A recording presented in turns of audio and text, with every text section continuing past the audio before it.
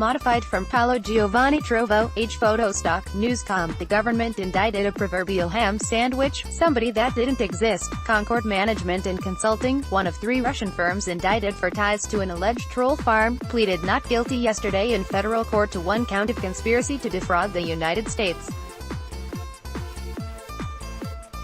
The court appearance was the first by any of the Russian defendants accused by special counsel Robert Mueller of participating in a covert social media campaign aimed in part at helping Donald Trump defeat Hillary Clinton, notes the Springfield News-Sun.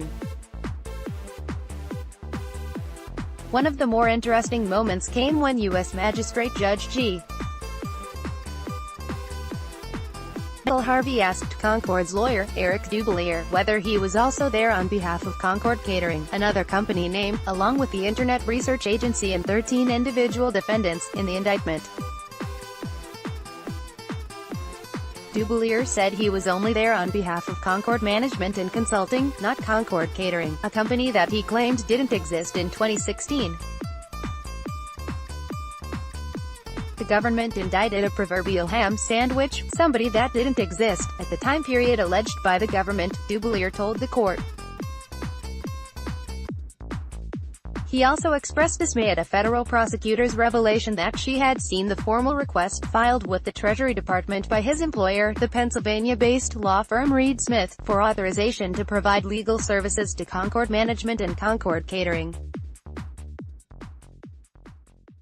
The approval that was necessary since both companies have been on the U.S. sanctions list since June 2017. We now know, prosecutors viewed a confidential filing of the Office of Foreign Assets Control, which in and of itself is a disturbing fact, said Dubelier. Defendant Yevgeny Prigozhin, a 56-year-old Russian restaurateur, co-owner of Concord Management, and member of Vladimir Putin's inner squad, did not appear in court Wednesday. The feds claim that Prigozhin owns the Internet Research Agency, which allegedly oversaw the illegal U.S. trolling labor from 2014 to 2017, though he denies this. He admits to partial ownership of Concord Catering and Concord Management, neither of which are alleged to have engaged in the online shitposting that the agency did. They were added to the U.S. sanctions list last June because of their link to Prigozhin, who has been on the sanctions list since 2016, and to Mueller's February indictment because the Justice Department claims they financed the Internet Research Agency's work.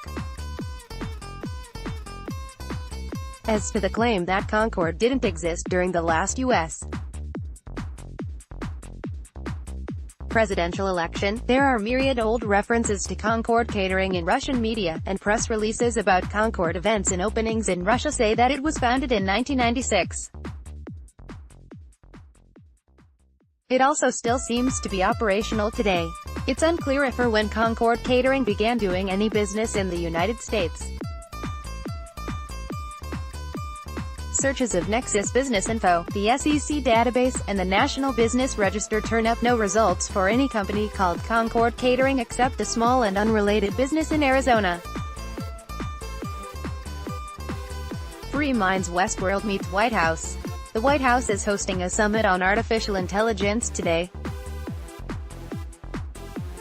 Officials will meet all day with leaders from IBM, Intel, Microsoft, Facebook, and other companies to discuss ending barriers to AI innovation in the U.S. and how AI is changing arenas such as transportation, healthcare, and farming. Chris Padilla, a senior lobbyist for IBM, tells Axios that when the Office of Science and Technology Policy set the session up, one of the first things they said to me on the phone was, "We believe in an approach that lets industry innovate and does not have government regulate in a precautionary way." Padilla notes that he is paraphrasing. "The bottom line," says Axios, "is that many of the administration's goals, like limiting regulation, seem in line with what much of the industry wants, even a broken clock, or something." Free markets. Utah man loses lawsuit to legalize prostitution. A lawsuit seeking to legalize prostitution in Utah got shot down by a federal magistrate judge on Wednesday. The case was brought by Russell Greer, a 25-year-old Utah resident who sought to open a brothel in Salt Lake City. State authorities initially granted Greer a license for the establishment, then revoked it. Greer sued, claiming his constitutional rights were being violated by Utah's criminalization of prostitution. Alas, Judge Dustin P. disagreed.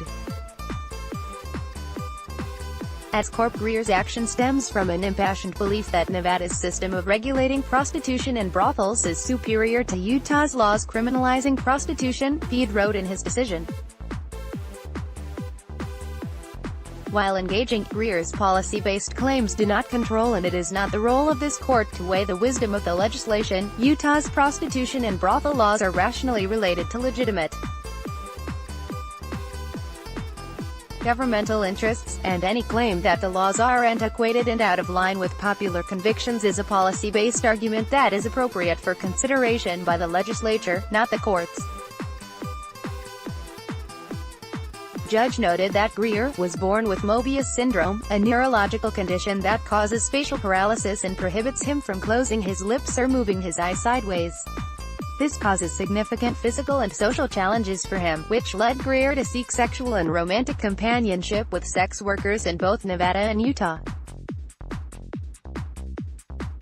Greer said these experiences were magical and helped him cope with his disability and depression. Quick Hits Fourth Circuit rules that in light of the immense privacy concerns, forensic searches of electronic devices seized at the border must be justified by individualized suspicion.